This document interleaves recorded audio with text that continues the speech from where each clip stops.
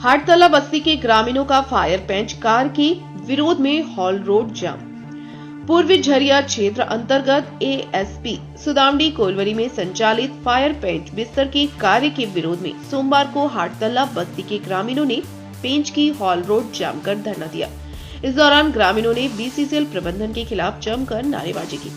प्रदर्शन में बड़ी संख्या में महिलाएं भी शामिल रहीं, जिन्होंने प्रधानमंत्री और मुख्यमंत्री से मदद की मांग लिखी, तख्तियां हाथों में ले रखी थी। ग्रामीणों ने आरोप लगाया कि बीसीसीएल प्रबंधन नियम कानूनों की अनदेखी कर पेंच का संचालन कर रहा है। मनमाने ढंग से की जा रही भारी ब्लास्टिंग से आसपास की बस्ती, जहां मकान, दुकान, स्कूल और मंदिर स्थित है, पर खतरा मंडरा रहा है। ग्रामीणों का कहना है कि ओबी खनन और डंपिंग के दौरान उड़ने वाली धूल से लोग बीमार हो रहे हैं, खासकर बुजुर्ग और बच्चे प्रभावित हैं। पेच खुला होने से दुर्घटना की आशंका भी बनी हुई है। ग्रामीणों ने कहा कि क्षेत्र का वातावरण विषाक्त हो चुका है और यहाँ रहना मुश्किल होता जा रहा है। सबसे पहले आपको इस घटना से पूर्व में आपको कुछ घटना पे आपको याद दिलाना चाहूँगा।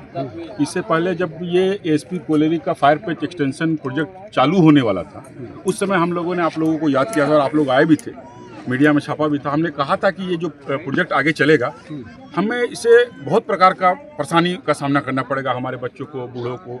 देखिए, सबसे पहला बात तो इधर का पर्यावरण पूरी तरह से नष्ट कर दिया बीसीसीएल प्रबंधन ने।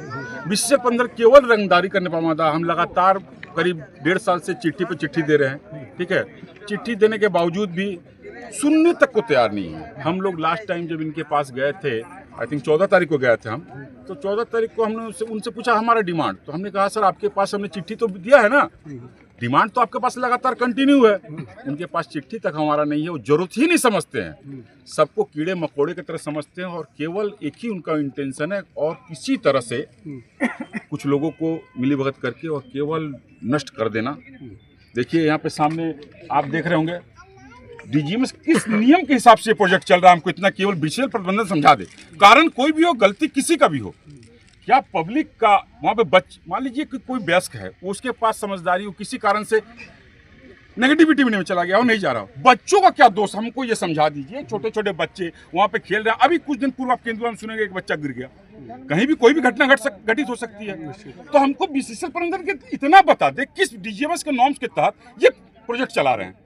आप कहते हैं कि ये नॉर्म्स इसके हमारा ये टेक्नोलॉजी से ब्लास्टिंग होगा, हम इससे ये करेंगे। आप ही थोड़ा देर पहले हम लोगों ने एक वीडियो शूट किया है, हमने वो दिखाई वो पानी कहाँ जला।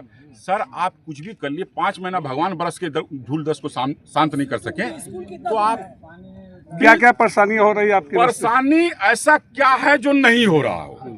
सबसे पहला तो सांस का प्रॉब्लम लगातार बढ़ रहा है।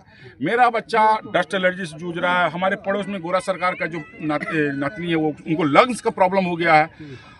गोरा सरकार तो डेथ हो गया, सांस का प्रॉब्लम से डेथ हो गया। इस तरह से लगातार देखिए ऊपर में बैठे हुए हैं। ऐसा अभी यहाँ पे लेडीज लोग भी है जो कि देखिए यहाँ पे आप दिखाएंगे कि सांस का प्रॉब्लम से इतना डस्ट एलर्जी बहुत ज्यादा है। प्रबंधन से आप लोग बात किए या? प्रबंधन सुनने के लिए तैयार हो तब ना। हम तो पूरा प्रोसेस से जा रहे हैं, हम लोग कानून के साथ चल रहे हैं। हम लोग जो लीगल तरीका, जो प्रोसेस है, उसके साथ चलते हैं। हम बार बार चिट्ठी देते हैं, हम चिट्ठी से अवगत कराते हैं। बीसीसीएल प्रबंधन जरूरत ही नहीं समझता है। बीसीसीएल प्रबंधन जिधर से मनमानी करते आ रहा है, चलते जा रहा है, उसको भी जरूरत ही नहीं। 150 से 200 मीटर के दूरी पे स्कूल है, सरकारी स्कूल है। माइनिंग का ब्लास्टिंग के समय 1:30 से 3:30 बजे का होता है। बताइए किसी प्रकार का घटना घटित हो जाता है, उसका जिम्मेदार कौन होगा, उसका जवाबदेही कौन देगा? तो आज आप लोग क्या? सिंपल से कहना है, हम लोग किसी प्रकार का सरकारी काम में बाधा बनने नहीं आए हैं। हम लोग जिम्मेदार नागरिक हैं। हम लोग हमेशा प्रबंधन का कोऑपरेट करने के लिए भी तैयार है, लेकिन लीगल तरीका से। अगर कहीं ना कहीं सब आरोप लगता है, ग्रामीण पे लगता है कि इस तरह से लीगल इनलीगल तरीका से बंद कर दिया, ये कर दिया। सच्चाई ये है कि अनलीगल पूरा का पूरा माइंस हो रहा है, ठीक है।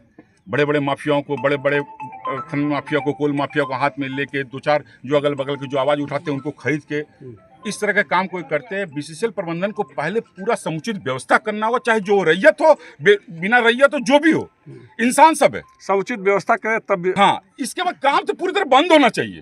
काम तो अब नहीं चलना चाहिए जब तक हमारा काम, हमारा वार्ता ना हो। और हम कहीं अब नहीं जाने वाले हैं। हम पिछले 1.5 साल से चिट्ठी कर रहे हैं, प्रधानमंत्री से लेकर मैनेजमेंट हर कॉपी में दे रहा है। हमको बताइए मैनेजमेंट ने क्या जवाब दिया। हम आपको 2 गोल मटोल पानी छिड़कर आपको बताइए, हमको 24 घंटा में बहुत जगह सीसी कैमरा लगा लो, कहाँ उससे कुछ नहीं होने वाला तो है। आज अनिश्चितकालीन क्या नहीं, अभी हम लोग 1 दिन के लिए आए हैं। हम मैनेजमेंट को फिर से अवसर देंगे, हम लीगल तरीके से जा रहे हैं। हम मैनेजमेंट को फिर से अवसर देंगे सोचने समझने का। आप सोचिए समझिए और जो सही चीज है, बहुत सारा चीज ऐसा है जो हमको जानकारी नहीं है। हम इतने लोग आए हैं, ऊपर भी किसी प्रकार का कानूनी कार्रवाई हो जाता है, उसका घर तो हम नहीं चला देंगे ना। हम तो सबका दुख दर्द समझ रहे। तो हमारा कहने का मतलब है कि जो तरीका है, हमको सब कुछ नॉलेज दीजिए, सबके सामने बैठ के दीजिए, अलग 5 आदमी को कमरा में बैठा के नहीं। मतलब आपसे वार्ता करे उसका समुचित वो अपने से मानवता के नाम पे बंद रखे मैनेजमेंट। नहीं तो 1 दिवसीय जरूरत पड़ा तो हम यहाँ पे भूख हड़ताल के हम अनशन मतलब अन्न जल गल सब त्याग देंगे। ठीक है, परिचय दे दीजिए। मेरा नाम संदीप कुमार सिंह हुआ, मैं पाथरडी हड़ताल निवासी हूँ। मेरे पिताजी का नाम लेट बबन सिंह है। क्या